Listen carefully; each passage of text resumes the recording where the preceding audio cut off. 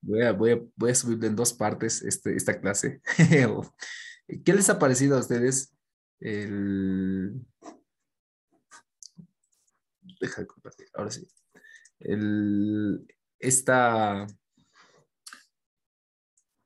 este dilema de Haynes, ¿cómo, después de esta explicación, cuál sería ahora su decisión individual de ustedes? ¿Quién quiere compartir? Mano, Pastor Juan Daniel. Pastor Carlos, buenas noches, queridos pastores y compañeros. Buenas noches. No, estaba activando mi cámara, Ah, ya, ya, pero ya. aprovechando, encontraba cierto el dilema de delito. O sea, sí, pero me hacía recuerdo, todos lo tachaban directamente como que está mal, porque es un delito. Y se cerraban en ese punto. Yo me recuerdo justo cuando Jesús estaba sanando la mano del hombre que tiene la mano seca y le preguntan si es lícito sanar a alguien en un sábado. Y recuerdo lo que sus palabras decía. Primero pregunto, ¿les parece que sane a alguien que sufre necesidad en un día que está prohibido hacer algo? Que técnicamente también el hacer una actividad era un delito, era penado. Y Jesús responde, se enoja y dice, me molesta cómo lo han, que nadie diga eso y lo ha sanado. De ese modo, pastor, en algunos de mis compañeros en sus foros pude escribir eso, digamos, ¿qué piensan respecto de todo esto? Y así, pastor, me parece algo interesante. Si ha leído mi respuesta, pastor, he puesto algunas optativas más que tal vez no hemos visto a lo largo y a la final también es un trabajo de moralidad, ¿no? Ese es el objetivo. Esa es mi acotación, pastor Carlos. Hay varios detalles del dilema de Haynes que no son considerados en la propuesta de si podía aprovechar a sus amigos, si podía hacer una kermés, varios detalles así, pero que básicamente, bueno, en el caso del ejemplo que das de Jesucristo, creo que presenta la muestra de la última etapa que propone, bueno, de las dos alternativas últimas que propone Colbert, que es la moralidad en donde los principios autopercibidos son los que más priman, y en el caso de Jesús era así, o sea, ya tenía principios propios y podía estar incluso sobre la ley judaica en este caso, el poder violar el día de reposo y hacer un bien por el principio máximo para él, que era la vida del ser humano. ¿Algún comentario más, hermano José Luis? Sí, pastor, ¿cómo está? Buenas noches, pastor, amados hermanos y pastores. Buenas. Muy bien, ¿no, pastor? Analizando un poco, ¿no? Lo que nos mandaba ese video, pastor, ¿no? Me hacía pensar de Haynes, pero y como decía anteriormente el hermano, sí, era un trabajo más moral y ver de nuestro punto de vista y qué es lo que haría yo, ¿no? Sin embargo, hace un momento me estaba recordando de la situación del año pasado, esto en el caso real, de una madre, esto era en Santa Cruz, ¿no, pastor? No sé si se acuerdan, en las noticias salió esto, de una madre que fue que transportaba drogas a Brasil o a Argentina, si no me equivoco, por sanar a su hijo, ¿no? Por los medicamentos de su hijo que tenía cáncer. Le llamaban a su niño, a su hijo de Chimacero, ¿no? Y la pregunta, ¿no? Para usted, pastor, ¿no? ¿Qué usted piensa acerca de de la actitud de la madre, ¿no? Porque ella en su justificación para no entrar a la cárcel decía que era por su hijo que vendía las drogas, que pasaba drogas a otros países por su hijo, para sanar, para sus tratamientos de cáncer, ¿no? Mm. Esa es mi pregunta, pastor, para usted, ¿no? Ay, Es lo que me hacía pensar mucho, ¿no, pastor? bueno, en ese mismo caso se encuentran muchas personas, por ejemplo, aquellos que delinquen, bueno, que roban, que asaltan y que tienen familia también, y que esa es una manera de sostener a su familia. La prostitución también entra en este mismo rango. Pero la moralidad en este caso, bueno, para Colbert hay dos moralidades Exacto. finales, de acuerdo a lo que hemos visto, ¿verdad? Una en Exacto. donde simplemente dices Ya, no, pues, dime, te cito y me saco. porque tengo que respetar los acuerdos eh, morales, sociales que ya se han establecido y por esa razón no puedo hacer eso. Y la otra, sí, sí lo voy a hacer porque hay elementos personales propios, como lo menciona Colbert, que son éticos universales. Son los principios éticos que yo he elegido y que para mí eso van a primar en mi decisión moral.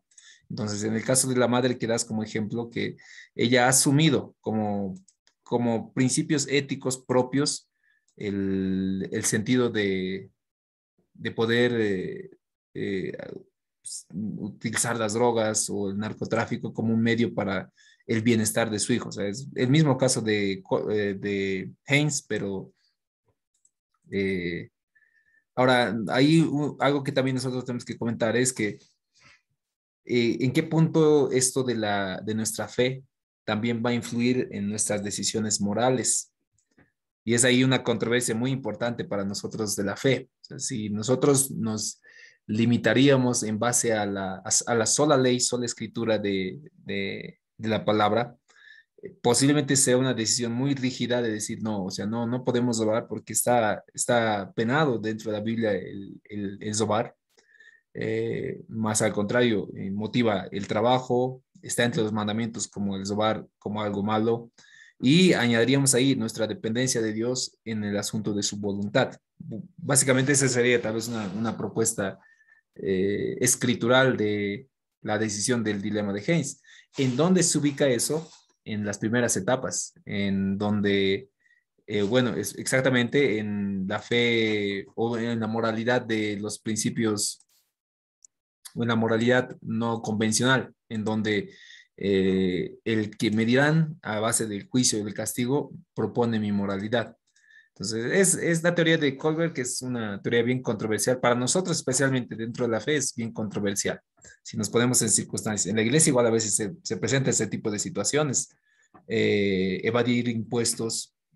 O sea, nosotros como iglesia, sabiendo que está mal, tomamos una decisión de verdad, decimos, necesitamos el dinero para hacer evangelismo, supongamos, una buena acción. Sin embargo, no tenemos el dinero, podemos evadir impuestos o podemos evadir el presupuesto distrital o podemos evadir de alguna manera algunas normas con tal de un bien que para nosotros va a ser mucho mejor, que para nuestra perspectiva va a ser algo más primordial. Entonces, eso está dentro de una valoración de moralidad universalizadora, en donde ya depende de los valores autoelegidos que tenemos. Eh, si no hay ningún comentario más, podemos avanzar también a la siguiente teoría, que es la teoría de las teorías conductuales. Pastor, Dígame, hermana. Pastor, buenas noches, le habla Andrea. Bueno, a veces no, en el de Haynes, a un principio yo lo había visto el video así de una y me preguntaba si había que tener que responder humanamente o espiritualmente, ¿no? Y a veces como humanos hacemos lo que Haynes estaba en esas preguntas, ¿no? En esas sus dudas. Pero si a veces uno está bien fundamentado, lo primero que puede hacer es poner en las manos de Dios, orar, ayunar, buscar ese consuelo y confiar más que todo en la misericordia que Dios Padre siempre está ahí con nosotros. Y para mí, no sé, es algo esencial el estar agarrado, aferrado a Papá Dios y confiar de todas maneras, tanto en lo moral, ético y lo demás. Si tenemos a Papá Dios, obviamente no vamos a incurrir en lo malo, sino en todo lo bueno. Tal vez ese sería mi comentario, querido pastor. Bien, gracias, hermana Andrea. Me hiciste pensar, hermana Tati, anotaré lo que iba a pensar, pero dime, hermana Tati, ¿cuál es tu participación? Comentar acerca de lo de Haynes, tal vez es mi modo de pensar diferente. Yo creo que cuando alguien ama a alguna persona y llega la hora de morir y no se puede hacer nada al respecto, sé que puede ser una impotencia o un proceso duro de superar, pero el evitar de que esa persona siga con nosotros también es algo visto del lado de la persona enferma, puede ser que siga sufriendo. Y a veces es mejor dejar ir y hacer la voluntad de Dios y no retenerlo prácticamente que esté a tu lado siempre. Y hay un aspecto también que me parece muy importante, es que en la parte del farmacéutico se ha hecho un hallazgo útil que puede servir a los demás. Yo creo que si no sirve, si no hace el favor de para, a ver, ¿cómo sería? Si no es para servir a los demás, yo creo que es inútil ese hallazgo que he hecho. Porque yo creo que cada hallazgo que nosotros hacemos siempre debería ser a favor de los demás. Si es que está en sus manos, entonces sería a favor. Eso sería pasar. Esa sería tu decisión moral. Por ejemplo, si lo ponemos en la consideración de los quienes han inventado la cura o la vacuna para el COVID, bueno, ellos están monetizando terriblemente en este tiempo. También aquellos que han inventado la enfermedad misma. Entonces, si notan, cada uno tiene una perspectiva individual. Y es lo que tal vez Colbert también trató de analizar, cómo las personas deciden moralmente. Y dice, algunos lo deciden por presión social, algunos deciden por que es bueno y que es malo, algunos deciden por las normas sociales, algunos deciden simplemente por el premio o el castigo, otros deciden simplemente por su autosatisfacción y bienestar. Y él decide, finalmente, algunos deciden un no o un sí. Esa va a ser la conclusión. Y los que hacen sí es porque tienen esas propias decisiones y normas éticas individuales. Y los que han dicho no es que posiblemente han asumido las normas sociales como algo propio. Lo que quería decirles hace rato era acerca de el espiritualizar. Sí, como varones y mujeres de la fe que somos, nosotros entendemos de que dependemos, como decía Tati Dato, o sea, dependemos de que a veces, quién sabe, el forzar que la persona enferma todavía siga viviendo y quién sabe es la voluntad del Señor nomás que pueda partir a su presencia una vez que ya que conoce del Señor y que ahora está enferma. Es normalmente esa fe que nosotros tenemos, los creyentes. Y está bien, o sea, pero solo quisiera hacer un comentario aprovechando esa intervención de que como cristianos espiritualizar demasiado es muy peligroso. Les doy otro caso, otro ejemplo diferente.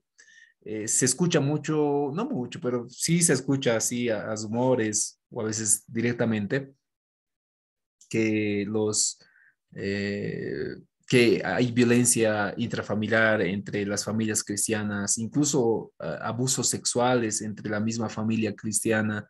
Y a veces simplemente el pastor o el líder de la iglesia dice, ya hermanos, vamos a orar, que sea la voluntad de Dios nomás y estaremos en un tiempo de oración y de ayuno.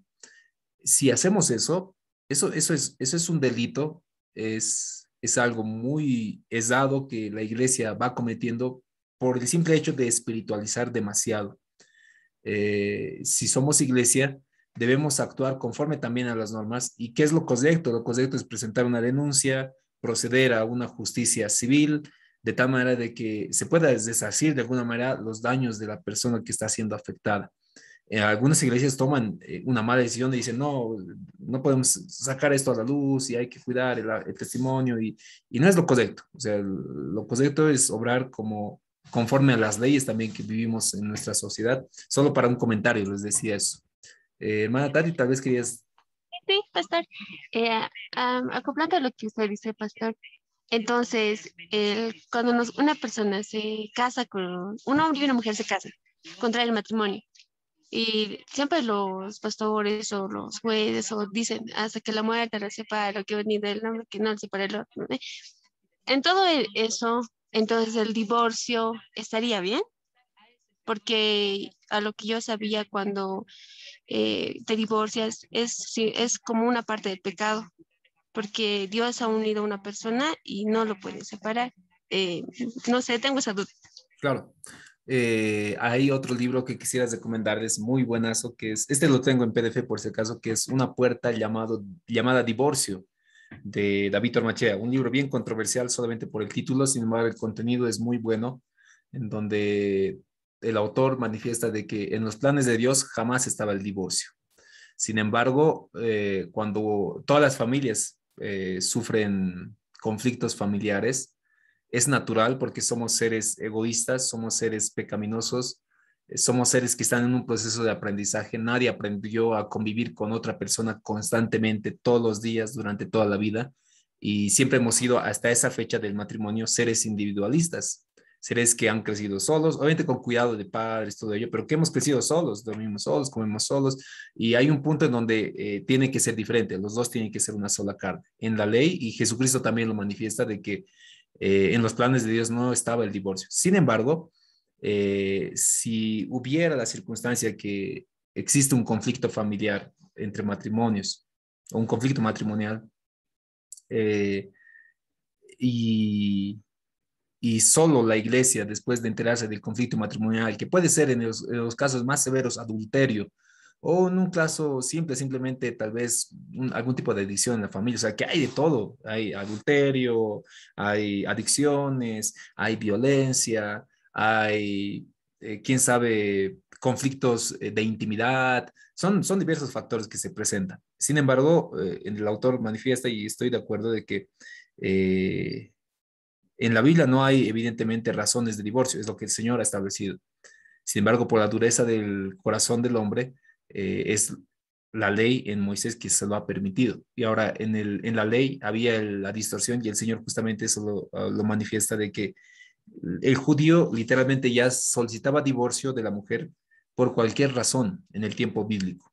No me has preparado bien la comida, le has puesto mucha sal, me divorcio de ti. Toma tu carta de divorcio, y la repudiaban de esa manera. Y eso es tomar a la ligera un matrimonio. No se puede tomar a la ligera para nada un matrimonio. Sin embargo, si hay un conflicto matrimonial y la iglesia solamente dice, bueno, hermanos, entremos en oración, que sea un tiempo, saben, está ahí toda la familia, reunidos, se escucha la situación, cual sea, y el ministro solamente diga, bueno, hermanos, entraremos este mes en oración y en ayuno, y esperemos que el Señor haga su voluntad, que transforme los corazones. Les aseguro que no va a haber excelentes resultados. No estoy considerando la obra milagrosa del Espíritu Santo, que sí lo puede dar, pero es excepcional. El ser humano siempre necesita una dirección, una enseñanza, y concuerdo también con el autor que tiene que ser especializada, que tiene que ser una enseñanza profesional, una dirección matrimonial profesional. Prácticamente eso es terapia, o sea, terapia o consejería profesional. Y eso siempre, o sea, lo primero que se tiene que hacer con un matrimonio es tratar de rescatar el matrimonio. Si hay violencia familiar y saltó ese conflicto, y la pareja viene voluntariamente, quién sabe, con sus padrinos a la situación del pastor o el liderazgo de la iglesia, y obviamente hay perdón y todo ello, pero si no tiene una intervención la persona violenta, te aseguro que va a seguir volviendo a cometer actos de violencia. ¿Por qué? Porque la violencia es un círculo, el círculo de la violencia es bien interesante. Viene con la etapa de agresiones verbales, agresiones físicas. Una vez que vienen las agresiones físicas, puede ser incluso hasta maltrato fuerte, terrible, y viene una etapa de reconciliación o arrepentimiento, en donde el agresor dice, uy, lo siento mucho, perdón, no sé qué me ha pasado, me he alterado, tenía un mal día, y viene una especie de reconciliación en donde el agresor dice, ya, bueno, perdón, y vuelve otra vez a una especie de etapa de luna de miel, y otra vez viene la etapa de agresión verbal, gritos, insultos y luego agresión. O sea, es un círculo vicioso. Y si el agresor físico, en el caso que les doy, no tiene una intervención, no se puede identificar o no se lo identifica cuáles las razones por esa personalidad o esas conductas agresivas, qué es lo que le lleva a cometer eso, que puede ser, como habíamos avanzado, problemas de incluso desde la infancia, que ha sufrido maltrato, quién sabe, ha sufrido abuso o hasta abuso sexual, y por eso tiene una especie de respuesta hacia el sexo opuesto, como para demostrar su masculinidad. O sea, hay que ir sanando y resolviendo todos esos conflictos. El caso del adulterio, de la misma manera, el adúltero que ha sido encontrado en adulterio, ha sido descubierto en adulterio, no encontrado. Normalmente, y eso es algo bien bonito que dice en el libro, o sea, el adúltero encontrado no es que haya cambiado, o sea, que lo encuentres ahí llorando y arrepentido, simplemente es un hombre o una mujer asustado, pero que va a volver a cometer el mismo pecado, siempre y cuando no tenga una intervención adecuada.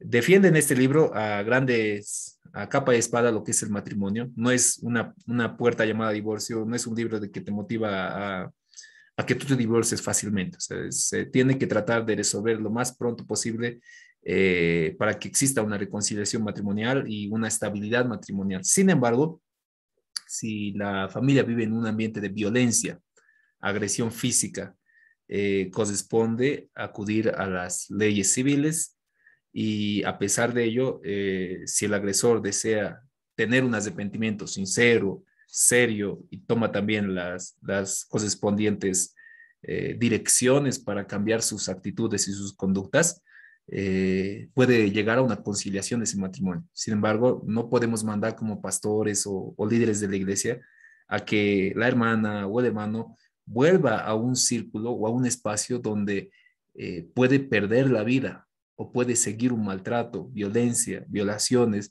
Eso no es correcto. No es correcto decir, hermanos, oraremos más y un mes nos daremos de tiempo para que el Señor haga su voluntad. Se necesita intervención. Ahora, hay profesionales que en nuestro país que están intervenidos, sí, tiene el costo.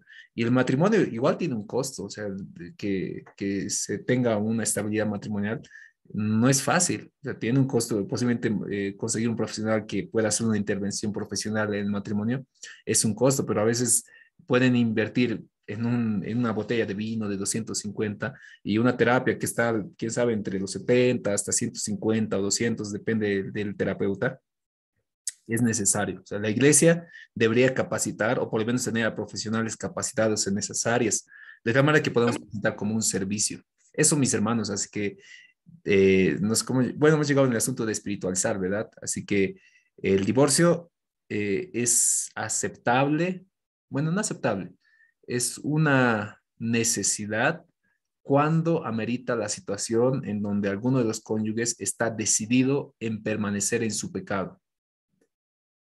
Ha decidido y quiere quedarse de esa manera, siendo adúltero, siendo violento, siendo adicto y no desea cambiar. En esas circunstancias es aceptable, pero y en el libro también lo menciona, lo malo que una persona divorciada tiene a generar un prejuicio dentro de la iglesia. Y la iglesia, en vez de hacer más bien a esta persona que ha sufrido de alguna manera ese trauma de la separación, genera más problemas en la iglesia. Y bueno, la iglesia debe estar más de brazos abiertos a todos aquellos que sufren que, que simplemente como lo que hacemos, ¿no? Juzgar y generar prejuicios. No sé si alguien deseaba participar.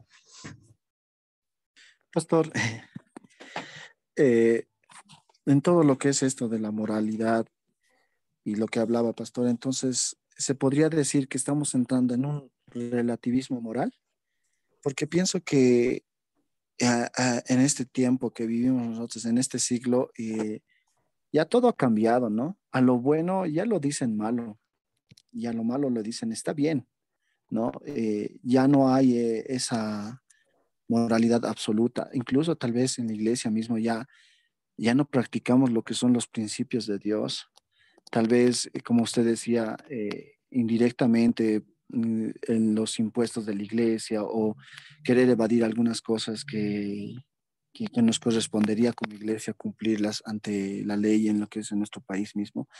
Ya no queremos tratar de hacerlo y queremos evadirlo. Estaríamos entrando en esa moralidad tal vez relativista, en que queremos hacer lo que se pueda para evitar lo que viene, ¿no? Y tal vez eso pienso, ¿no, Pastor? Perdón. Bien. Eh, Porque veo, ¿no? En este tiempo que incluso en este caso de la señora del niño que vendía drogas por salvar la vida de su hijo, veo yo que hasta la ley mismo se confrontaba en eso. ¿Y ahora qué hacemos? La madre ha hecho algo por su hijo, está con cáncer y tal vez meterle a juicio, llevarle a la cárcel, no va a estar bien, tal vez uno pensando de esa forma decía, no, pienso, no, yo puedo pensar de esa forma y ahora, ¿qué hacemos? Y la gente ya mira qué es lo que va a hacer la ley. Y si falla la ley, entonces todo está bien para nosotros. Si podemos robar, podemos matar, podemos hacer todo. Y si se está perdonando este caso, ¿no? De la señora que está vendiendo drogas y por su hijo. Entonces yo puedo ir a matar para robar, para tener dinero y cumplir y ayudar a mi familia porque tengo necesidades. Tal vez eso es lo que piensa la gente en este tiempo. ¿no? Pastor, es que eso he visto en la sociedad mismo, alrededor, incluso en las noticias mismos, analizando, se ve ese tipo de pensamientos, de que hemos entrado en una moralidad relativa, ¿no? En que todo está bien y ya no hay lo bueno y lo malo, ¿no, pastor? Eso es lo que pienso tal vez, pastor, perdón. Es correcta tu apreciación, hermano José Luis. Es notable el relativismo moral que existe. Sin embargo, la Biblia tiene absolutos. El hombre es malo y Dios es bueno. Y más que por conflictos de lo bueno y lo malo, el ser humano tiene un conflicto principal y es el asunto del pecado y el no aceptar a Dios como su Señor. En ese asunto se llegan a percibir todos los demás pecados, homosexualismo, violencia, adicciones, robos. Empieza en el sentido de que el hombre no desea reconocer de que Dios es el soberano. Pastor Daniel, ¿querías tal vez comentar algo? Gracias, Pastor Carlos. Justo estábamos hablando tal vez de lo que Jesús decía y lo que hacía y cómo nos explicaba respecto a eso. Incluso más adelante da otro ejemplo, justamente sobre lo que es actos y consecuencias. La mayoría tiende a pensar que cuando uno acepta a Cristo y pierde y Señor perdona sus pecados, también se le perdona de sus consecuencias, y esto no es así. Esto lo vemos cuando están en la cruz y los dos ladrones que están a su alrededor, uno le dice, ¿por qué no nos salvas? ¿Por qué no te bajas si eres el Señor? Sálvate y sálvanos. Pues de su lado le dice, eh, le dice, ¿no? Al final, que por eso Él estará con él compartiendo en la noche, juntamente en la cena. Pero cualquiera diría, si fuera un acto de relativismo, digamos, sería, lo hubiera salvado y hubiera vivido. Generalmente no ve las fantasías o las historias que estamos últimamente, ¿no? De vivieron felices por siempre. Ese tipo de filosofía de Disney que nos han tal vez incorporado algo.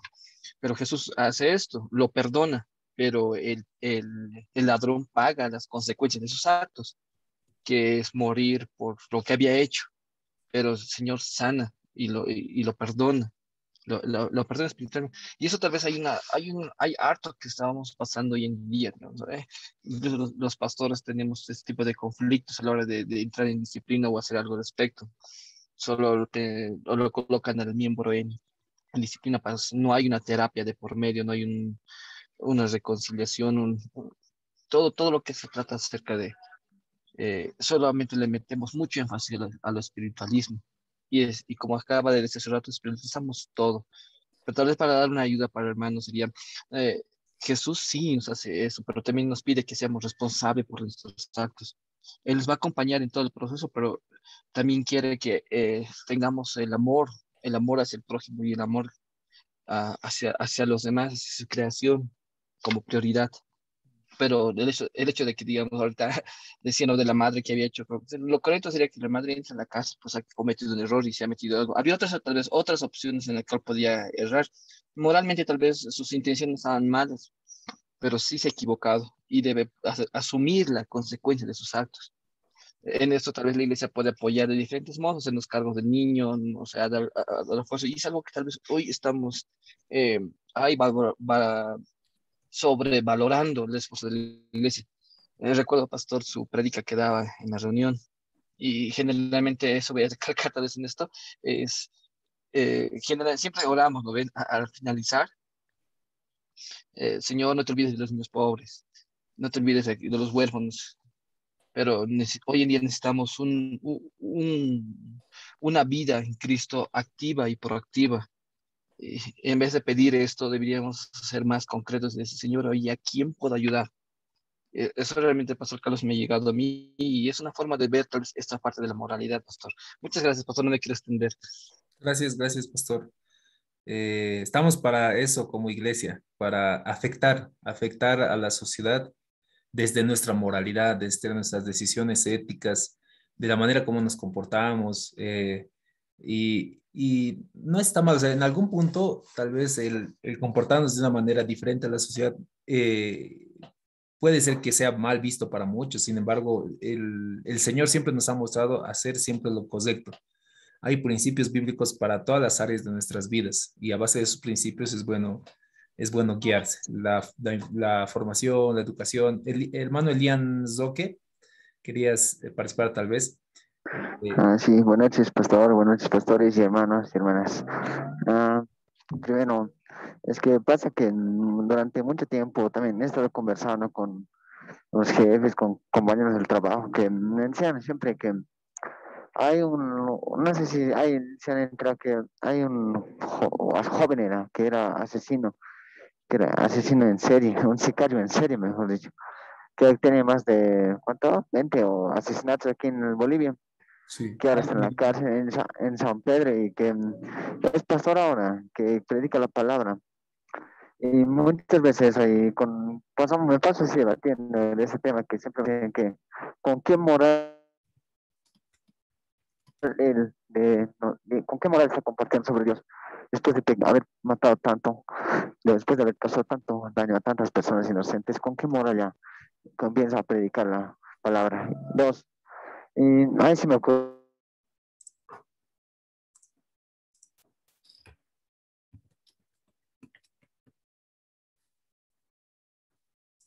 Hermano, creo que se te cortó, pero No sé, quisiera más o menos una ayuda a una respuesta a esa pregunta, porque la verdad hasta yo mismo me confunde a veces. No sé ya ni qué decirles, porque el impacto es grande para mí. No me siento aún preparado para esa respuesta, pero de alguna manera u otra siempre trato de enfocarme más en lo que es en el tema cristocéntrico para ayudarme siempre con la Biblia en todo lo que pueda, pero pasa esa pregunta y pum, me cierran completamente la boca y ya no tengo respuesta. Ay, más que todo, quisiera saber por qué pasa esto, qué pasa con la moral de ese joven ahora. ven, Jaime Cárdenas es el joven que tú mencionas que tiene un video muy tétrico en el cual el entrevistador le pregunta, cuando él era más joven todavía, cuando lo tomaron como prisionero, después de haber cometido múltiples asesinatos, le preguntan, ¿cuántos ha asesinado usted?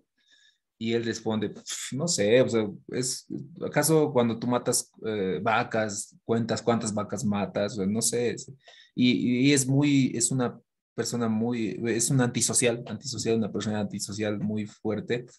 Y además de ello, o sea, sus respuestas eran terribles. O sea, ¿qué quieren ahora? O sea, llorando van a rescatar a sus muertos. Sí, tienen que ver sus videos de Jaime Cárdenas, búsquenlo en YouTube.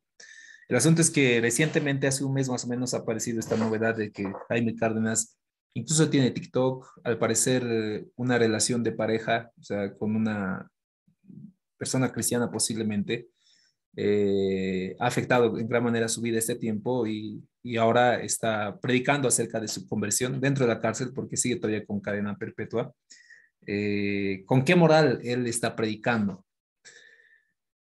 Eh, es bueno hacer siempre una inspección acerca de muchos predicadores. Lamentablemente, a veces llega a desvirtuar la predicación del Evangelio cuando de manera ligera personas que se han beneficiado de la gracia del Señor, porque es un beneficio gratuito, pero sin embargo no se han dado un tiempo para el demostrar su conversión. Pablo lo ha sufrido porque Pablo consintió el asesinato de Esteban, pero sin embargo, desde su conversión en el camino a Damasco, pasaron cerca de 2 a 3 años hasta que él salió a la vida pública para la predicación del Evangelio. Entonces, ocurre que a veces existe un cantante, o existe un asesino, o existe un exadicto que se convierte y al mes o a la semana ya empieza a predicar acerca de su conversión. Entonces, lo importante en este tipo de circunstancias, donde es un pecador, entre comillas, desconocido dentro de la sociedad, como lo era Pablo, es importante, incluso en nuestra misma iglesia, quién sabe, alguien llega y que sabemos que era un ex divorciado, o era tal vez un adicto, o era tal vez alguien que estaba en pandillas, es necesario un tiempo de evidencia acerca de su conversión, de muestras acerca de su conversión. Y desde ahí recién empezar una etapa de testificación de lo que Cristo ha hecho en su vida, porque quién sabe, simplemente era algo emocional que ha pasado. Muchos cantantes que han testificado de su conversión, luego al año vuelven otra vez a su secularidad y la gente se decepciona peor. Entonces dice, con razón, solo era un hit del momento y quería beneficiarse del público cristiano nada más, y ocurre eso. Entonces, es recomendable de que exista eso. Ahora, sin embargo, una persona en esas condiciones, asesino múltiple, violador, puede recibir los beneficios de Cristo, y la respuesta es un rotundo sí.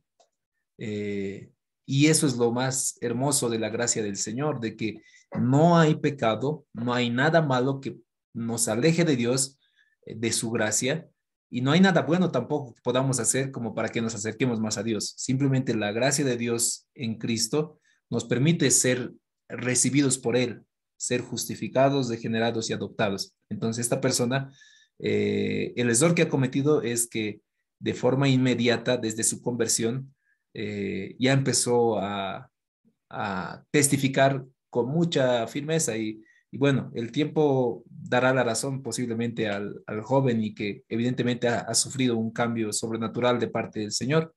O quién sabe, otra vez volverá a las mismas situaciones y la historia nos los contará, mis hermanos. Hay en Facebook su testimonio, si no me equivoco, hay una de esas noches que le han hecho un testimonio de su conversión, en donde manifiesta que si tuvo un encuentro, su pareja actualmente ha influido en gran manera. Ahí yo tengo mis sospechas, pero bueno, son mis análisis personales. Solo para terminar, les quería comentar,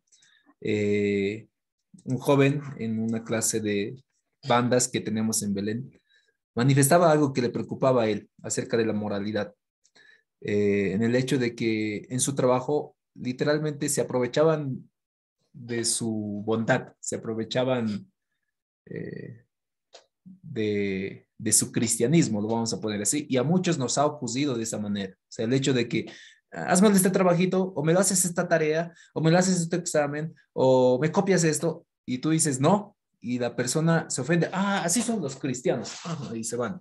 Y en la casa igual lo puse, quién sabe, o sea, el inconverso que está en la casa y quiere abusar de tu confianza, abusar de tu fe, y te dice, así son los cristianos, ¿dónde está el amor en Cristo? ¿Qué dices? ¿Dónde está? Y bueno, tuve que enseñar a toda la clase de bandas que el cristiano también puede decir no. Y es una preca que voy a sistematizar para enseñarlo a toda la iglesia, de que el cristiano también puede decir no, y que dar la otra mejilla no es la interpretación que normalmente tenemos. Dar la otra mejilla es lo que siempre se ha enseñado. Yo doy ahí y tengo que poner mi otra mejilla para que me siga golpeando. Y eso es ser cristiano. Y eso es falso. Eso es una interpretación incorrecta contextual de la Biblia. En el contexto bíblico, haciendo un correcto análisis exegético de esos versos, en la cultura árabe, en la cultura oriental, se utilizan las dos manos. Sin embargo, una mano se utiliza especialmente como papel, lo vamos a poner así, como papel en el contexto histórico bíblico. O sea, lo utilizan como papel y no había en ese tiempo códex ni Kleenex ni nada por el estilo, y lo utilizaban para limpiarse, o sea, iban a defecar hacia el monte o el cielo y con su mano se limpiaban y se espolvoreaban en la arena y ya estaba. Esa era la tradición de ese tiempo. Y se comía con la izquierda, o sea, tú comías con la izquierda. Entonces, esta mano literalmente era inmunda, o sea, ni saludar, no había saludo con las manos, nada por el estilo. Y cuando en el contexto bíblico dice, si tienes, bueno, el contexto literal dice, si un romano, en ese tiempo había esa ley, si el romano te pedía cargar una milla, una carga, y dice ahí la Biblia, tú cárgala 2. Básicamente está diciendo, no te hagas problema, o sea, no te hagas problemas, evita los problemas, evita el conflicto. Y en el contexto de da la otra mejilla, o sea, da la otra mejilla, implica de que uno, el personaje no utiliza la mano inmunda para dar el cachetazo, utiliza la mano que siempre utiliza, entonces le da el cachetazo. Pero ¿qué pasa si el cachetazo va a llegar aquí? ¿Qué pasa si yo pongo mi mejilla al otro lado? Entonces voy a tener que utilizar mi mano inmunda, pero la mano inmunda no se utiliza. Entonces, básicamente es evita el conflicto. Más que déjate abusar, la enseñanza bíblica es de esos pasajes, evita el conflicto. Y yo, la joven, le tuve que decir, bueno, es importante que sepas decir no. Y no es pecado decir no, que el cristiano puede decir, oye, ¿me copias tu tarea? No, lo siento, si quieres podemos de pasar en mi casa, hacemos la tarea juntos, voy a aprovechar para aplicarte el evangelio, pero no te voy a copiar la tarea ni el examen. porque es tu responsabilidad y te voy a afectar. Oye, ¿me lo haces mi trabajo? Yo me voy a ir a un rato, tengo deporte. No, es tu trabajo. Yo estoy haciendo mi trabajo. Si quieres, te enseño algunas técnicas para que seas más efectivo en lo que tú haces, pero no voy a hacer tus responsabilidades. Y en la casa se aprovechan, en la familia se aprovechan con estos versos, los seculares. Y está mal. Es bueno defenderse y no es malo decir no. En algún momento vamos a hablar de eso. Bueno, estamos pasándonos a teología y tenemos que hablar de psicología. Perdón, mis hermanos, avanzaremos. Por favor. Hermano Elian, una intervención última. Pues disculpe, ¿qué pasa bueno, hablando moralmente, qué pasa si cuando un líder aprovecha eso? Cuando un líder, digamos, tiene el derecho de poner algo así, pero aprovecha eso. ¿Qué, qué sugiere usted? ¿Cuál sería la solución? Digamos, yo soy el líder, tengo cargos, pero tengo, digamos, los demás, me concilio y aprovecho eso. ¿Qué puedo hacer ahí? ¿Qué sería lo correcto para aplicar en esa ocasión? ¿O qué sería lo correcto Bien. para decirle o para intervenir de alguna manera? No es pecado decir no, así, ese va a ser el título de mi prédica, por si acaso. Búsquenla ¿No? cuando la voy a predicar de aquí a fin de año posiblemente, porque estoy con una serie de frutos, el fruto del Espíritu. No es pecado decir no, mi hermano Elian. O sea, si tú en tus posibilidades, tal vez, quién sabe, tú quieres ir con tu familia. Y yo como pastor me aprovecho y digo, hermano Elian, tú quieres junta, haz esto, por favor. Ni siquiera te digo, por favor, haz eso porque te corresponde. Y tú, o sea, no es pecado, digas, pastor, lo siento mucho, en esta ocasión no voy a poder. Más adelante, claro, voy a hacer otra actividad o voy a tratar de apoyar, pero en esta no voy a poder. Mil disculpas. Listo, o sea, no veo que hayas ofendido a alguien, no veo que hayas pecado, más al contrario, tal vez estás viendo un bien importante para tu familia. O sea, no es pecado decir no, mi hermano Edwin. Pero bueno, a veces cada iglesia es diferente, por si acaso, quién sabe, te excomulgan después de decir no, y en tu iglesia sí es pecado decir no. Así que ten cuidado también en eso, mi hermano. No vayas a decir, el pastor Carlos me ha dicho que te diga no, pastor, y después me van a quitar la licencia mía, así que no me conviene. Así que, mi hermano, ánimo, o sea, todo esto es proceso de enseñanza dentro de la iglesia. A veces hemos recibido una mala enseñanza y la vamos replicando como si fuera algo natural y finalmente se queda con esa mala enseñanza toda la iglesia y sufre cada uno de los hermanos. Y correctas enseñanzas también tienen como resultados unas iglesias más saludables. Para terminar, hermana Tati, estabas queriendo tal vez intervenir. Ah, sí, pastor, pero ya más entrando al dilema del que estábamos hablando. Tenía una consulta para usted, pastor. Eh, es una pregunta más que todo para usted porque le digo que, ¿qué haría? ¿La esposa haría lo mismo, pastor?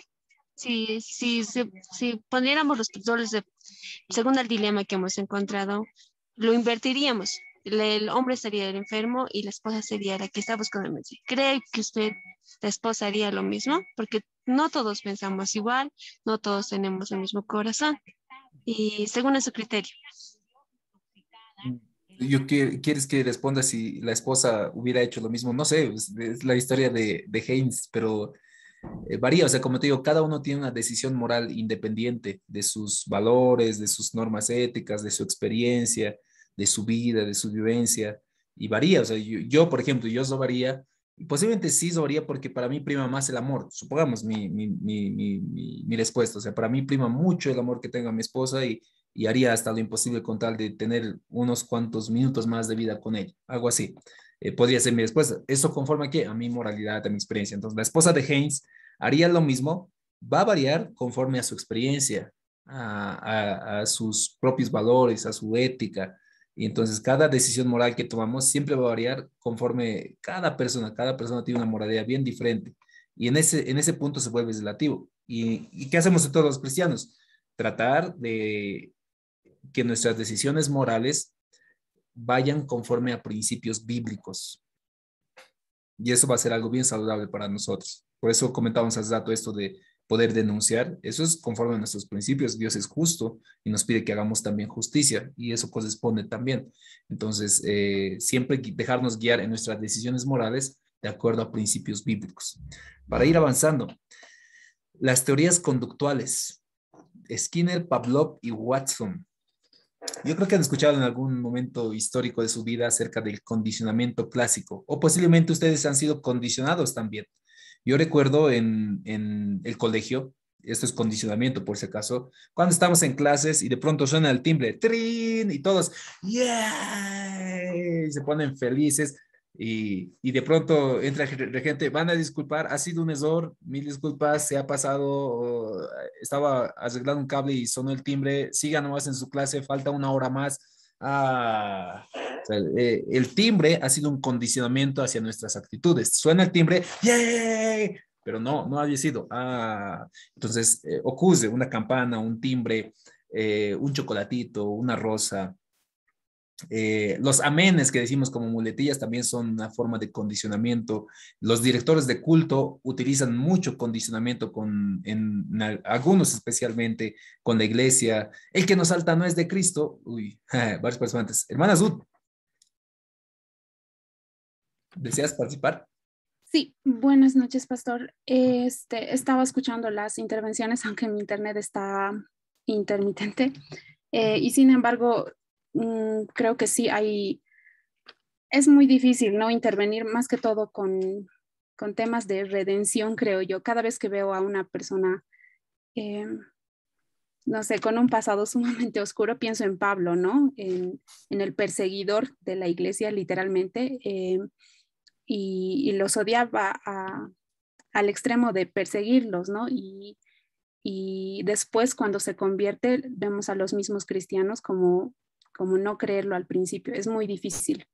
Entonces, hace algún tiempo vi un video de igual un hombre que es un asesino serial, o era un asesino serial, que termina, no estoy segura si arrepintiéndose, pero como parecía increíble, ¿no? Y estoy subiendo ahorita, estaba buscando en otras fuentes esta película que la vi hace tiempo, que habla de un suceso real, se llama 22 de julio.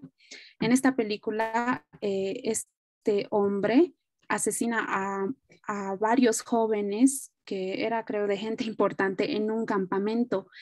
Y me asombró mucho la forma en la que el abogado, en la segunda parte de la película, el abogado trabaja para defender a este individuo, ¿no? Y es que el que había asesinado pide a específicamente cierto abogado que lo defienda.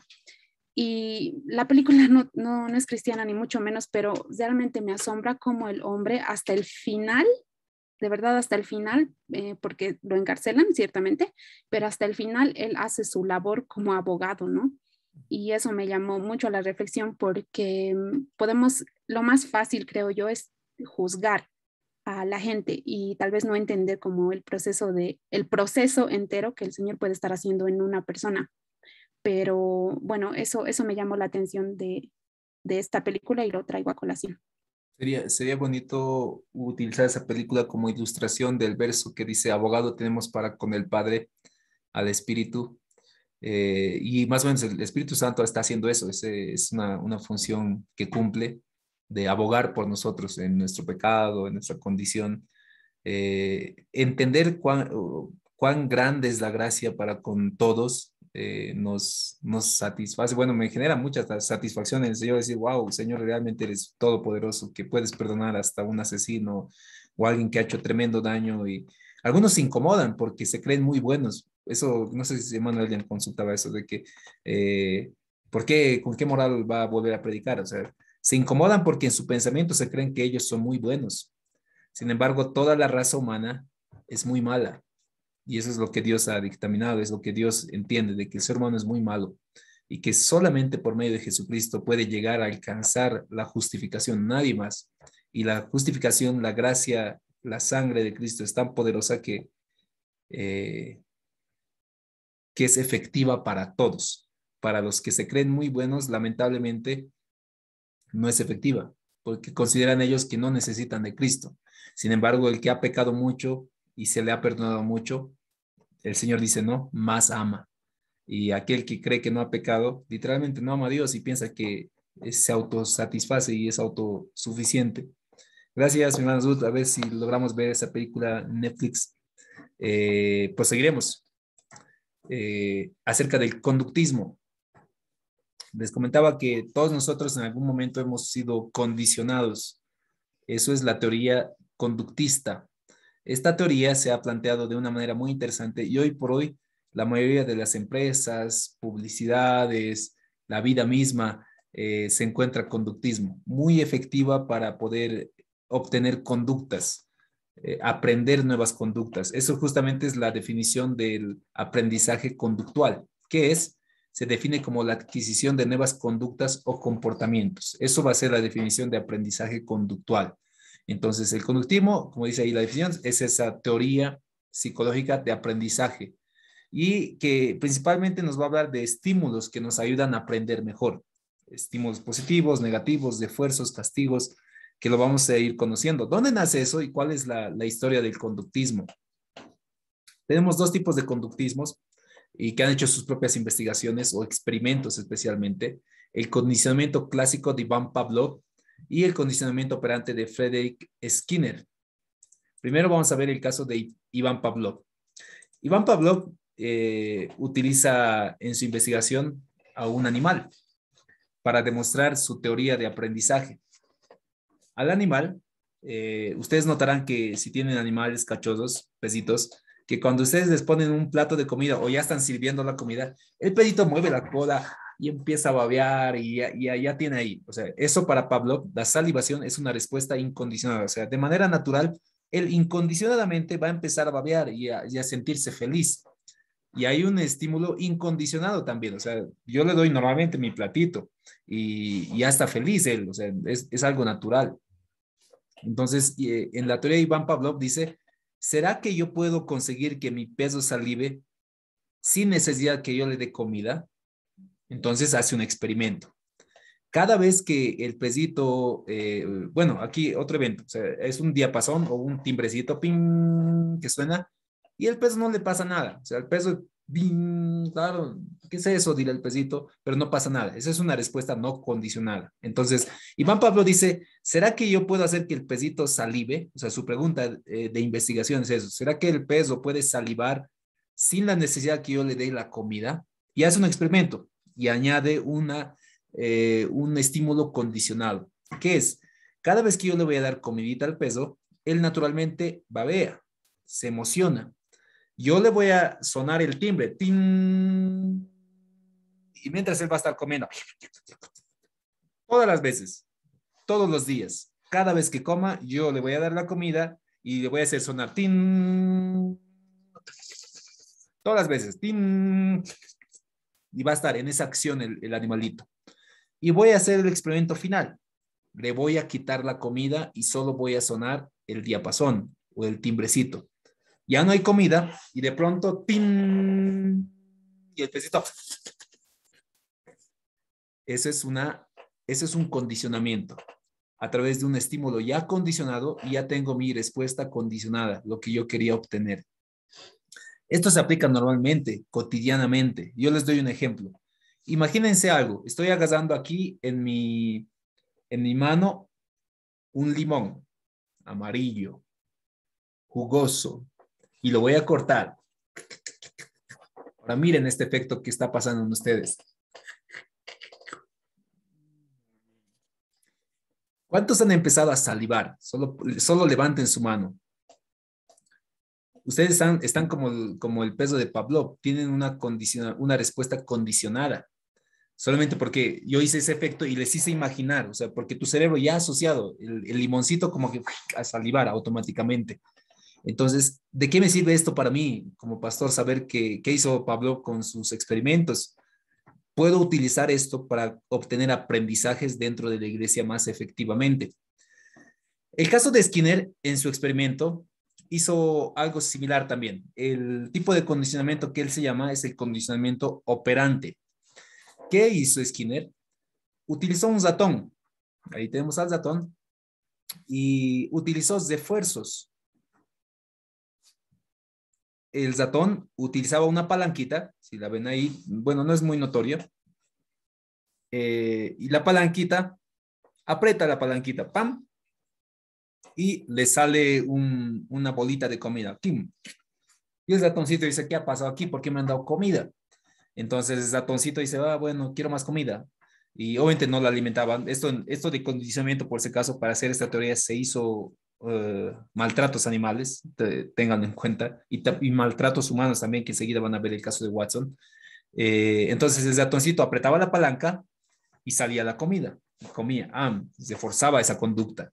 Entonces apretaba la palanquita, pam, y salía la comidita. Uy, sentía feliz seguramente el ratoncito. Entonces de pronto apretaba la palanca y la siguiente fase de experimentación era de que ya no salga comida. Y Skinner esperaba de que el ratón pueda apretar 5 veces la palanca, contaditas, y para que suelte la comida. Entonces el ratón aprieta una vez y no pasa nada. Dice, ¿qué ha pasado con mi comida? ¿Quién se lo ha llevado? Aprieta otra vez y no pasa nada. Otra vez, nada. Y se emociona. Y de repente sale la comidita. Come. Pero el ratón dice, ¿qué ha pasado? ¿Qué ha cambiado aquí? Aprieta una sola vez, nada. Otra vez, nada. Otra vez se emociona, nada. Y recién sale la comidita la 5ª vez. Entonces el ratón va aprendiendo una conducta a través de esforzamiento. Aprieto 5 veces la palanca y sale comidita y me la como a través simplemente de esforzamiento. En la universidad hicimos nosotros este experimento, algo similar, pero con laberintos a través de esforzamiento. Todo un laberinto bien complejo para el ratón, y cada vez que iba por el camino correcto, le dábamos una recompensa, un esfuerzo, un pequeño alimento. Si se iba por el otro camino, igual había salida, no tenías recompensa. Entonces, ratón iba por el otro lado, no había comidita al final. Iba por el otro lado, había comidita. Iba por el otro lado, no había. Iba por el otro lado, sí había. Entonces, él decía, cada vez que voy por este camino, hay comida. Eso es un reforzamiento desde el condicionamiento operante. Muchas empresas han aprovechado este tipo de reforzamiento. Por ejemplo, las empresas de juegos, tragamonedas, ¿verdad? Tú jalas la palanca y te sale la primera. Y dices, ¿qué he hecho? ¿Por qué me han salido las moneditas? Y metes otra vez más monedas, no sale. ¿Qué ha pasado? Voy a meter más monedas, no sale.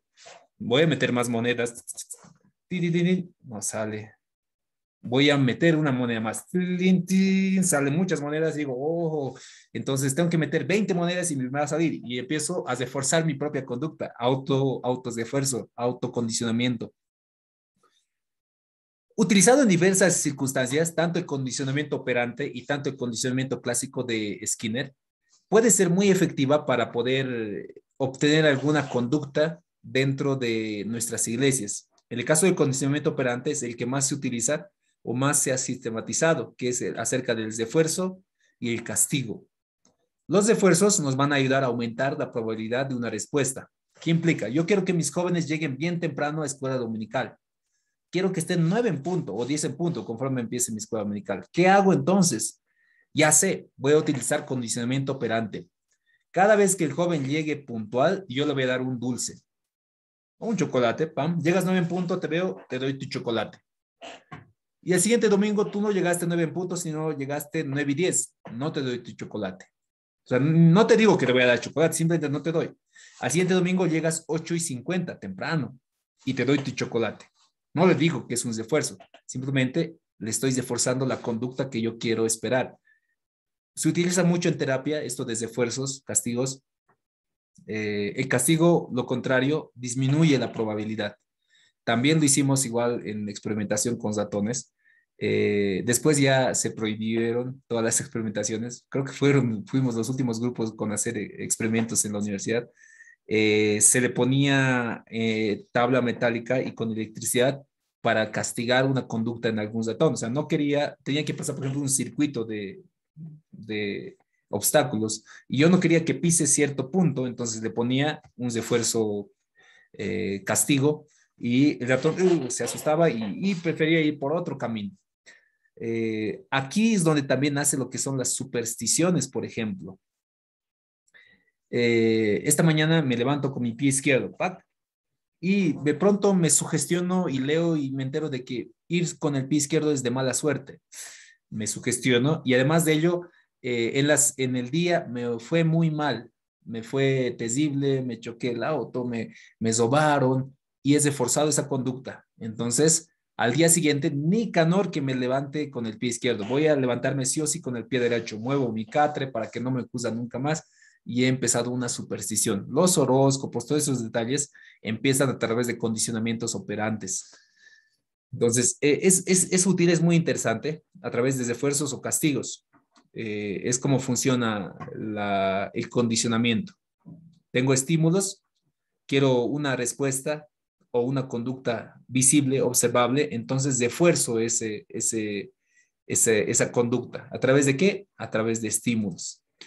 Apareció un personaje también dentro de esto de teorías de condicionamiento que se llama Watson. Y quisiera compartirles un video que les va a generar un malestar posiblemente, que es la experimentación que se hizo con el niño Albert. Y bueno, a ver, les voy a compartir la presentación del video para que ustedes lo noten. La experimentación con Watson. Vean con atención. Otro psicólogo norteamericano muy influenciado por Pavlov fue John B. Watson. Watson creía que en psicología lo único viable de estudio científico eran las conductas aprendidas observables. Atacó las doctrinas sobre rasgos heredados e instintos como causa de un comportamiento. En su lugar, habló del poder ilimitado del condicionamiento y del control del entorno para modelar el comportamiento tanto de animales como de seres humanos. Para estudiar el poder del condicionamiento, Watson utilizó bebés como sujetos de estudio, tal como vemos en estas imágenes de 1920. Watson demostró que se podía aprender emociones fuertes en una situación por condicionamiento y después generalizarlas o transferirlas a otras situaciones similares sin tener que repetir el condicionamiento original. Watson y su ayudante, Rosalie Reiner, condicionaron a los bebés para asustarse con un ratón blanco que antes les había gustado. En este caso, trabajaron con un bebé de 8 meses, el pequeño Albert. Cada vez que aparecía el ratón, se hacía sonar un ruidoso gong que alarmaba al bebé. Poco después, la aparición del ratón solo era suficiente para asustar al bebé y hacerle llorar. Se estaba operando un condicionamiento clásico. Cuando el bebé se alejaba gateando del ratón hacia un sitio seguro, su comportamiento resultaba recompensado y de este modo su miedo se reducía. En ese momento se estaba operando un condicionamiento instrumental. Más adelante, cuando el bebé veía algún estímulo similar al ratón, un conejo, un perro, un abrigo de piel, una máscara, su miedo aprendido se había generalizado para cualquiera de ellos. Aquellos bebés que antes no tenían miedo de nada, ahora se atemorizaban fácilmente por una gran cantidad de cosas inofensivas. Este primer estudio de Watson fue controvertido debido a la utilización de bebés. Hoy en día, un experimento de este tipo no podría llevarse a cabo debido a las estrictas directrices éticas que gobiernan el tratamiento de todo tipo de sujetos de investigación, tanto humanos como animales. Algunos años después de estas demostraciones, un miembro del equipo de Watson, Mary Cover Jones, desarrolló técnicas para eliminar miedos ocasionados por condicionamientos naturales en adolescentes. Jones fue la primera terapeuta conductista.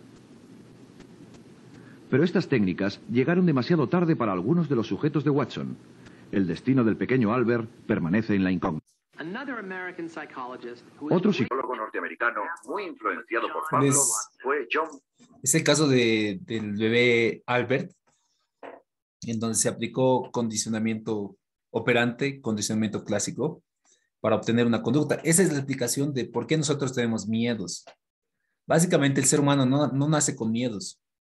Sin embargo, los va aprendiendo conforme va desarrollándose. Si usted tiene hermano o hermana miedo al ratón o miedo a una araña, es porque ha ido asociando de alguna manera esa conducta. O sea, quién sabe, el grito de tu mamá, y tú, y empezaste a gritar cada vez que veías el ratón, es un grito de la madre, y eso lo he asociado con un miedo. Y es así donde también nacen las fobias. Ese es el experimento que se hizo con el bebé Watson. Pero seguiremos avanzando para luego pasar a una etapa de comentarios. Entonces, en este caso de Watson, él menciona algo bien interesante, que es acerca de esta frase. O sea, esta frase que dice más o menos, denme a una docena de niños y yo voy a conseguir que cualquiera de ellos sean los mejores abogados, los mejores artistas, o quién sabe hasta los mejores delincuentes. Él tenía una teoría que toda persona es una tabla rasa cuando llega a nacer y que conforme a las experiencias de la vida, al condicionamiento que va a recibir, puede alcanzarse. Tiene sus ciertas formas, maneras, tiene, creo, mucho de lo cual podemos rescatar. Y también desde este punto también aparecen lo que son las terapias conductistas, muy importantes también dentro de la psicología, que se utilizan en terapia acerca de elementos como extinción, de no darle importancia a lo que nos está afectando, de sensibilización o desensibilización, que es no se puede estar feliz y triste, o sea, poner un asunto feliz y a través de ello enseñarle tal vez otro tipo de conductas contrarias a lo que tal vez le genera malestar. Esto que tal vez ustedes lo han visto, que es terapia implosiva. Por ejemplo, yo tengo miedo a los ratones, supongamos, y me ponen en un cubículo lleno de ratones, pero controlado, en un aspecto controlado. Y es un punto tanto que finalmente digo, ya no me afectan, ya no me afectan nada. Castigo igual, y el reforzamiento como elementos de terapia conductista. ¿Algún comentario de la teoría conductista? Es interesante, es muy útil, muy útil. Ahora, ahí queda tal vez la controversia para nosotros cristianos. ¿Hasta qué punto podemos condicionar, pastor? Porque alguna vez me han preguntado eso. ¿Hasta qué punto puedo utilizar el condicionamiento con mis hermanos, con mi iglesia? Acá yo quisiera hacer un comentario acerca de lo que es el Espíritu Santo dentro de algunas iglesias pentecostales, en donde los elementos del condicionamiento son muy notorios. Un psicólogo puede notar con mayor facilidad que en una iglesia pentecostal en donde la gente se cae, de vuelca, es muy notorio. Yo, digamos, como pastor, desde el aprendizaje que he recibido de la psicología, podría, a través del condicionamiento, hacer que una persona se caiga, pueda sufrir un grado de éxtasis o un grado de euforia y llegar a un punto humano de que pueda caerse. Y lo he experimentado, o sea, solo por experimentar. Perdón, es que los psicólogos estamos, o sea, por eso tal vez nos dicen que estamos mal de la cabeza o estamos locos desde el aspecto social, pero solo así por experiencia para ver si evidentemente es así. Y se puede, o sea, se puede hacer que una persona se caiga. Sin embargo, una vez que se levanta, sigue siendo la misma persona. Muy necesario para hacer ese tipo de circunstancias, la sugestión y la autosugestión en la persona. ¿Qué es la sugestión? La sugestión son palabras, acciones o hechos que motivan la conducta de una persona. Es condicionamiento clásico. Es como la diapasón del pesito de Pavlov. Para sugestionar a una persona, también conocida como hipnosis, por si acaso, hipnotizar, se necesitan ciertos elementos. Persona sugestionable, la persona sugestionable pues, tiene que estar en una condición eufórica o disfórica, es lo ideal. Se necesita música. La música es un elemento muy importante para la sugestión o hipnosis. Y tercero, palabras sugestivas. El orador o la persona que habla es quien en su habilidad puede sugestionar a cualquier persona. Como pastores podemos utilizar estos elementos y no malinterpreten todavía. El hecho de que podemos no significa que debemos ni que es correcto, pero lo hacen lamentablemente. No sé si lo hacen por ignorancia o porque simplemente se han condicionado de esa manera y han tenido su esfuerzo positivo, porque los he empezado a incitar, sugestionar. Enseguida voy a hacer igual la conclusión acerca de, entonces, ¿dónde queda el Espíritu Santo? No se preocupen. ¿Qué elementos les dije? Les dije persona sugestionable, eufórica, disfórica. ¿Qué significa eso? Que esté bien feliz o esté bien triste. Alguna vez yo me fui a modo de experiencia poder visitar alguna iglesia pentecostal, bueno, 2 iglesias pentecostales de nuestra ciudad, muy reconocidas, en donde vi estos elementos. Euforia, disforia, o sea, una persona que está bien feliz, gózate, y giran y danzan, y dan vueltas, y están eufóricos, o sea, pueden conquistar el mundo si se los dicen. Euforia es eso. Y disforia es una persona bien triste, cansado del camino y sufrió depresión, de abandonar en la casa y está ahí angustiado, llorando. Y de pronto viene la música, elemento importante para la sugestión, porque la música empieza normalmente con suavecito, o sea, tan, tan, tan, y poco a poco, conforme el sugestionador, el pastor, lo vamos a poner así, empieza a dar palabras sugestivas y les van a parecer muy similar a lo que es hipnosis. En hipnosis, ustedes han visto en las películas, ¿verdad? Te sientes muy cansado, tus párpados te pesan, quieres dormir, tienes sueño, quieres dormir, tienes mucho sueño. Cuando yo cuente tantos, tú vas a dormir. Y normalmente es así. O sea, en las películas ustedes han visto eso, seguramente en Hipnosis o en Tony Camo, quién sabe. Pero lo han visto. Esos son los elementos. Son palabras sugestivas. O sea, la sugestión implica de que quiere obtener una conducta en ti. Entonces yo te sugestiono de...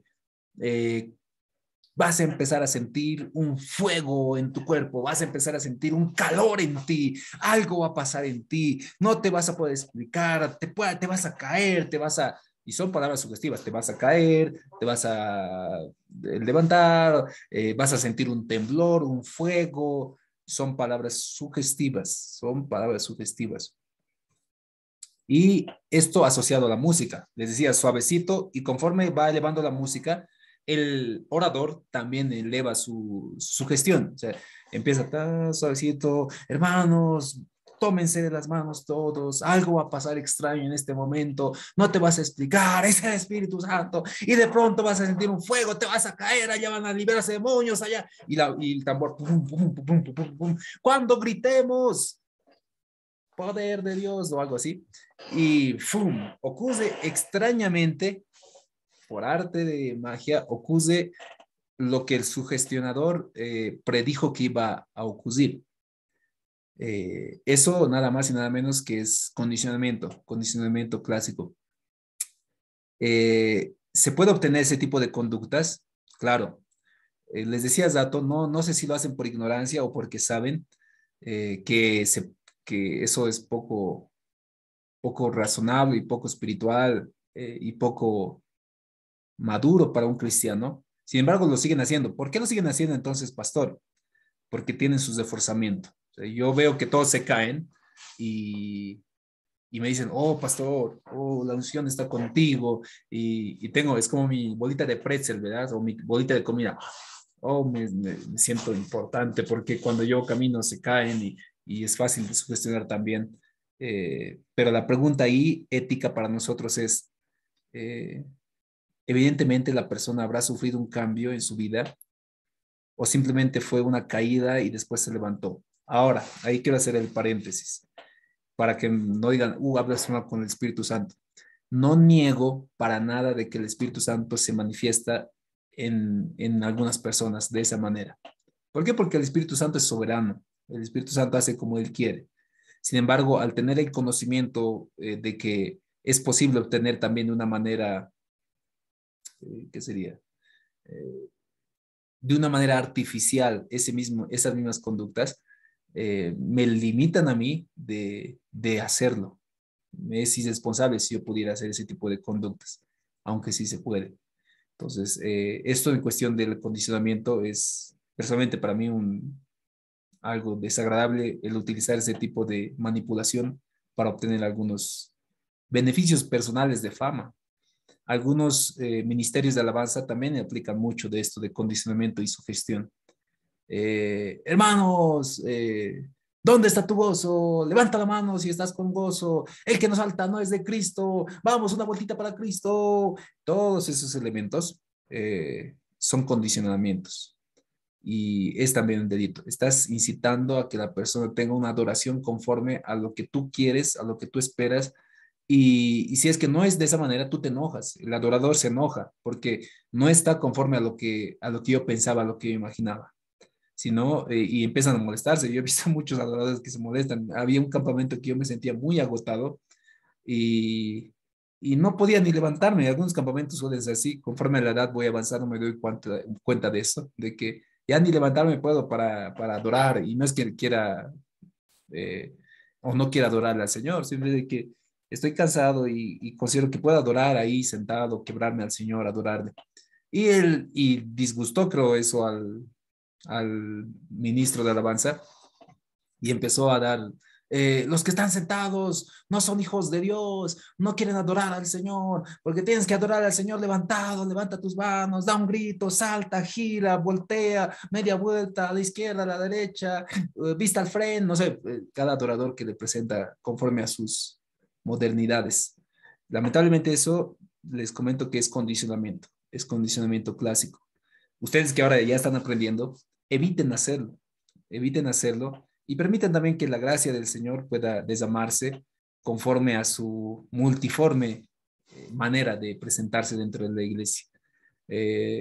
Otra vez quiero puntualizar, no estoy negando de que el Espíritu Santo se manifiesta. Yo he conocido personas que han evidenciado un cambio rotundo después de que hayan tenido una caída y se levantaron literalmente personas diferentes. Fueron directamente a perdonar a sus papás, empezaron un cambio y se volvieron predicadores. Conozco y puedo dar testimonio. Pero conozco también como que la mayoría de todos aquellos que se caen y se levantan siguen siendo los mismos hipócritas y pecadores que lo han sido siempre. Solamente que ahora ya están eh, llenos del Espíritu Santo y no es tanto así. Veo que hay comentarios, creo que con eso vamos a ir dando. Hermano José Luis, ¿qué novedades? Sí, pastor, ¿no? Muy interesante lo que habla en esta área, pastor, ¿no?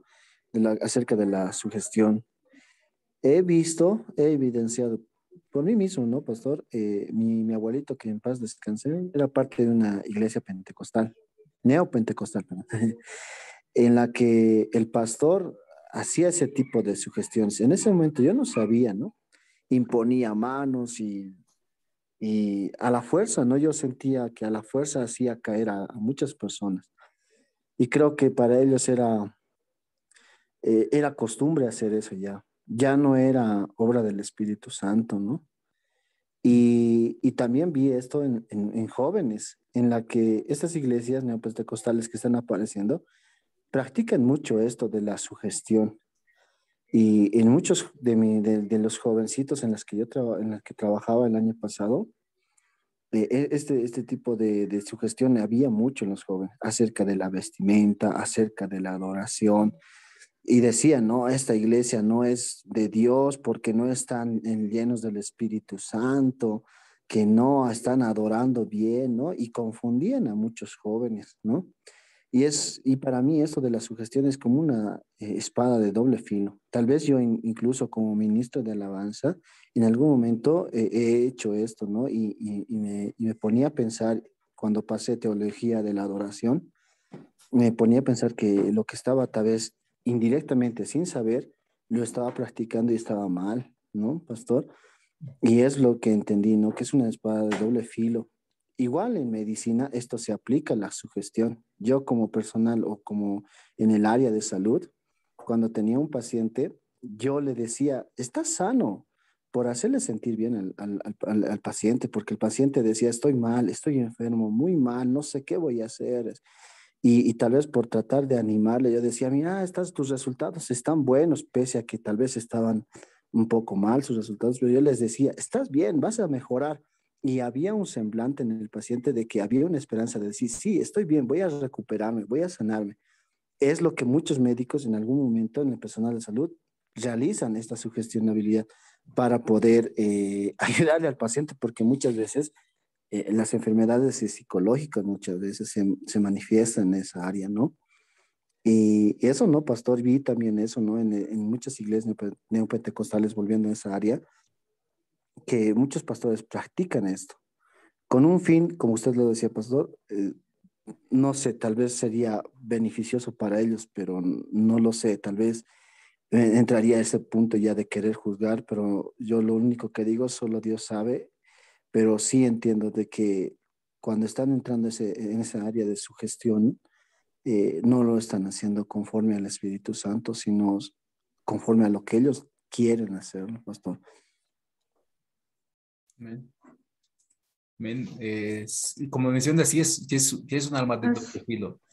Es efectivo. Enseguida te voy a dar palabra, hermana Belia, anotate lo que quieres decir por si te olvidas.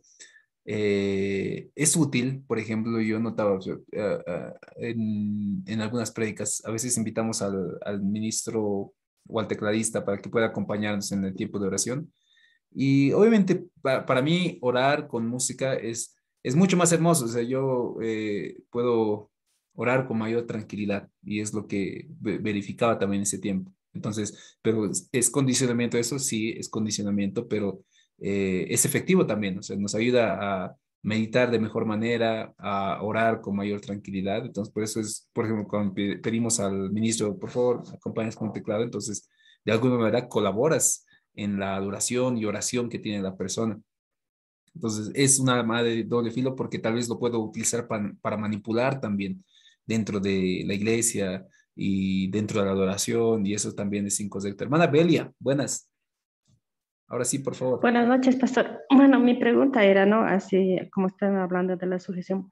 Pastor, aquellos que practican la sujeción generalmente tienen frutos en una mente frágil, pastor. Por ejemplo, yo no soy una persona que no fácil cae, digamos, ¿no? Cuando yo sé ir a ver, por ejemplo, esas hermanitas y a mí yo me pongo y me asombro y digo, pero ¿cómo pueden llegar a este estado, no? ¿Cómo?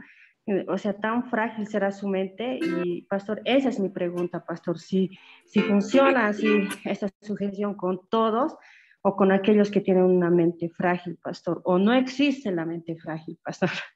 Como les decía, en personas, las personas más sugestionables no es que sean frágiles, sino que están en un estado de euforia o un estado de disforia. Están bien felices y eso es lo que motiva a veces dentro del ministerio de alabanza, ¿no? Vamos, danza, gózate, da una vuelta como Cristo, salta como una oveja. Y está feliz, pues el hermano está feliz. Y cuando se le viene tal vez ahí la sugestión, es más fácil para poder. Y lo mismo también al otro lado, o sea, cuando está la persona bien deprimida, bien triste, hasta se deja de engañar en la calle, o sea, puede venir un papá, venga señora, y tú dices, a ver, vamos a ver para verte, y te dejas sugestionar, o sea, la persona triste y la persona muy feliz, muy triste, son más afectables, no es que sean más frágiles. Además de ello, quiero recordarles una frase que la leí alguna vez que decía, no prometas nada cuando estás muy feliz, ni digas nada cuando estés muy enojado. Entonces, a veces cuando estamos muy felices, prometo a todos, como el caso de Saqueo, tal vez, sí, Saqueo era un chapadito que dice, voy a donar todos mis bienes a los pobres. Claro que era ya un resultado de su conversión, pero a veces algunos se emocionan así en su felicidad, voy a hacer esto y no lo hace. Así que eufórico, disfórico es más fácil de sugestionar. Y la alabanza puede llegarte o llevarte hasta ese punto, por si acaso. Hermana Sonia y luego hermana Ruth. Ya. Buenas noches, pastor, hermanos, pastores. Pienso que hay que tener un gran control al respecto, porque he escuchado y he visto esa parte. Recuerdo que en una iglesia, a la hora de evangelizar, el pastor invitaba a grupos musicales y esas veces eran 3 días seguidos de evangelismo y la gente venía y personas nuevas. Luego al siguiente domingo, la siguiente semana venían y luego a la siguiente, pero ya desaparecían, ya no volvían. Y un hermano decía, creo que esos hermanos se han dejado llevar por el hecho de que había tipo que un poquito de diversión, ánimo en ese lugar. Entonces, como ya no hubo esas presentaciones, entonces las personas se dejan llevar a veces por esa parte de disfrutar. Y había una pastora que decía, cuando a la hora de adorar, siento que la gente pide más. En un modo chistoso decía, hasta no puedo hacerles saltar con pulgas tampoco, decía, tengo que saber, ¿no? Y tengo que controlar, decía. Y esa parte tendríamos que aprender o saber, no sé, por la experiencia con el tiempo, o alguien que nos diga, así debes hacer. No sé al respecto, pastor.